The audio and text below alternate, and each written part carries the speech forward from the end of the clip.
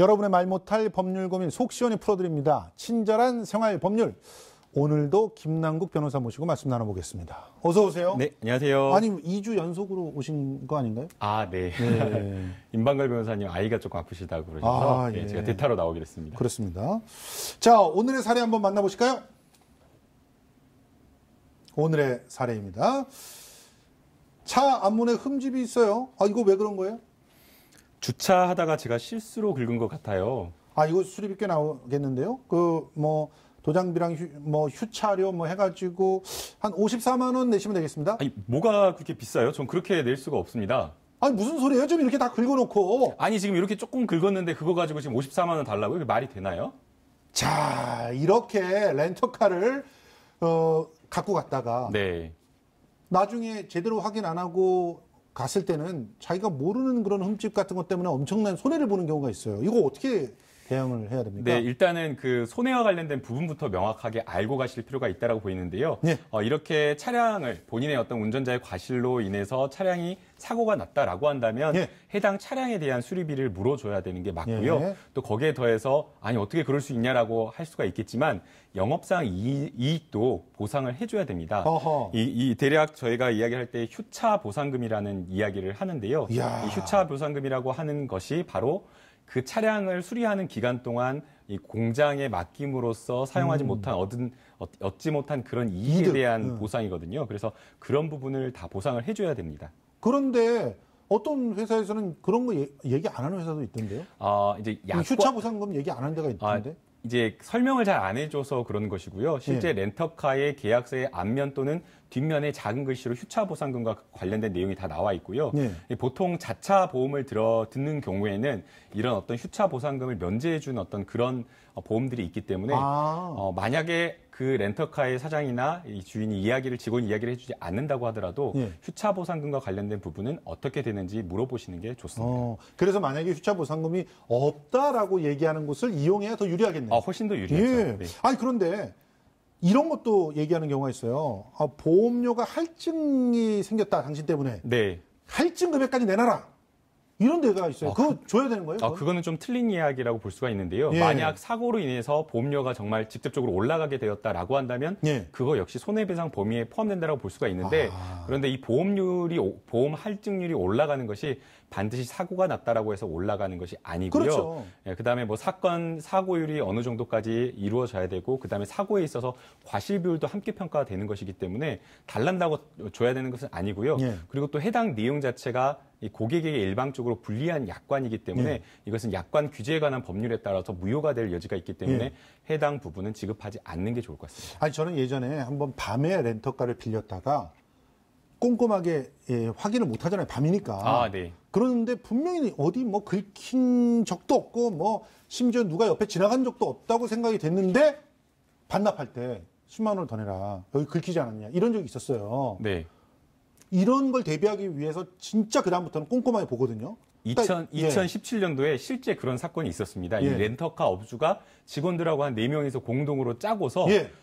사고 나지 않은 부분, 그러니까 미처 고객이 확인하지 않은 부분을 사고가 난 것처럼 해가지고 무려 1억 2천만 원 상당의 금품을 뺏어낸 건데요. 굉장히 악질적입니다. 예. 그리고 이렇게 고의로 하지 않았다고 하더라도 이 본인이 내지 않은 어떤 사고에 대해서 책임까지 질 우려가 있기 때문에 밤에 대여하시는 것은 좀 피하시는 게 좋을 것 같고요. 예. 그리고 렌터카를 처음에 인수를 할 때 눈으로만 확인을 할 것이 아니라 요즘에 스마트폰 좋은 것들이 그렇죠. 많잖아요. 그러니까 찍어놔야 돼요. 반드시 스마트폰으로 찍어놓고 그다음에 계약서상에 흠집이 나 있는 부분이 있다라고 한다면 체크를 하시는데 이 체크도 보통은 이제 차량에다가 그냥 살짝 체크를 한다라고 그냥 해주는 대로 그냥 하시는데 자세하게 그 체크 옆에다가 어떤 상태다라고 기록을 해두시는 게 매우 중요합니다.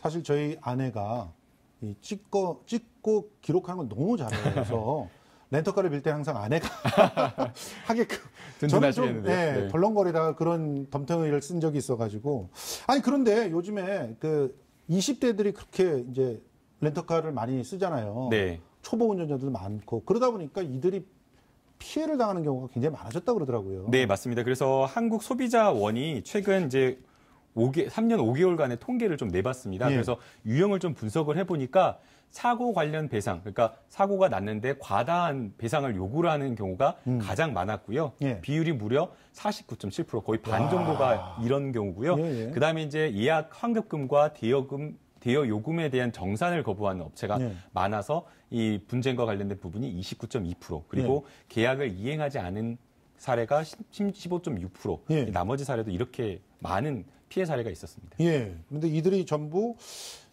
굉장히 많은 사람들이 20대나 초보 운전자 같은 경우가 이렇게 많았다는 거고, 지금 두 번째로 발생하는 게 예약금 환급인데, 사실 저 정도는 이렇게 많은 건수가 나올 거라고 생각을 못 했거든요. 왜냐하면 예약했다가 정상적인 방법 밟아가지고 이렇게 취소하면은 환급해줘야 되는 거 맞지 않아요? 이 고객 입장에서는 많이 받을 것을 기대를 하는데 환급금 자체가 없다라고 못 돌려주겠다라고 이야기를 하는 경우가 많고요. 예. 특히나 이렇게 바쁜 휴가철에 사실 휴가철에 이렇게 렌트를 해놓고 취소를 하면 위약금 못 돌려준다라고 하는데, 고객 입장에서는 또 생각하기로는 아니 이렇게 휴가철에 수요가 많으면 취소하면 또 다른 사람 금방 되는데 왜 안 되냐 이렇게 하는 경우가 많아가지고 싸우는 경우가 많은데요. 24시간 전만 취소하면 전액을 네, 여기에도 기준이 있습니다. 이 공정거래위원회에서 정한 소비자 분쟁 해결 기준인데요. 사용 개시일로부터 24시간 이후, 그러니까 하루 이후부터 먼저 일찍 이렇게 취소를 했다라고 한다면 전액 환급받을 수가 있고요. 그다음에 24시간 이내에 이렇게 했다라고 한다면 요금의 10% 배상을 하게 되어 있고, 그다음에 이제 사용을 하다가 조금 일정이 조금 뭐 누가 아프거나 해가지고 일정을 당겨가지고 빨리 오게 되는 경우가 있는데 2박 3일 했는데 1박 2일만 딱 간다거나 한다. 그런 경우가 있는데, 그런 경우에는 남은 요금을 비율로 해가지고 정산하는 경우가 있습니다. 그래서 해당 내용도 계약하시기 전에 약관과 계약서를 좀 먼저 살펴보시는 게 중요할 것 같습니다. 예. 그리고 저는 항상 신경 쓰는 게 렌터카 반납할 때 기름, 가스. 민감하죠. 예, 요거 메칸이었지? 딱 사진 찍어놨다가 정확하게 그만큼만 좀 남겨놓고 이렇게 하는 경우들이 있단 말이에요. 근데 생각보다 내가 생각했던 것보다 덜 타서 꽤 많은 양이 남은 경우, 그거 저 기름값 받을 수 있는 거 아니에요? 이게 다 정해져 있습니다. 자동차 대여 표준 약관에 이런 분쟁이 있을 것 같아서 22조 4항에 그 내용을 정해놓고 있는데요.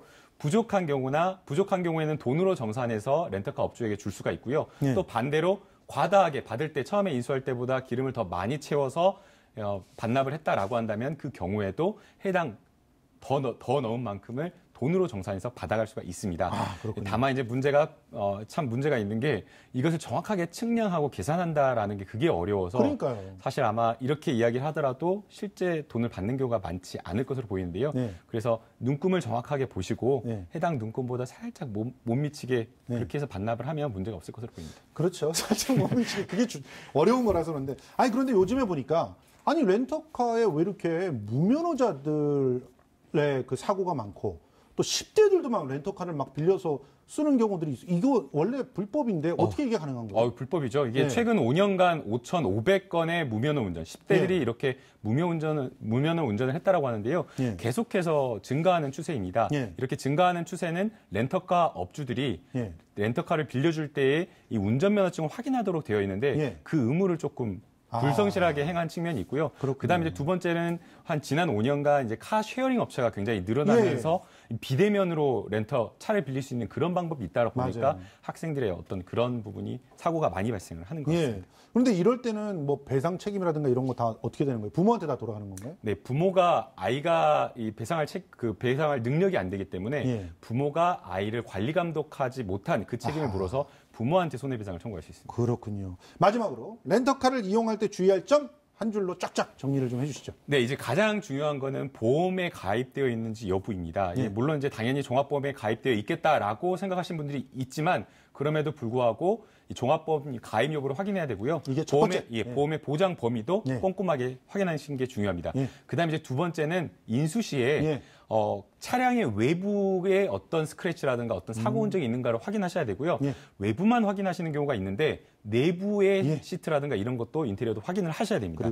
그리고 세 번째는 사고 발생 시에 수리 견적과 관련된 영수증을 꼭 챙기시고, 과다하게 청구가 되었다라고 한다면 분명하게 이의를 제기해서 해당 부분은 다투시는 게 중요합니다. 알겠습니다. 이 세 가지 꼭 기억해 주시기 바랍니다. 오늘도 김남국 변호사와 함께했습니다. 고맙습니다. 감사합니다.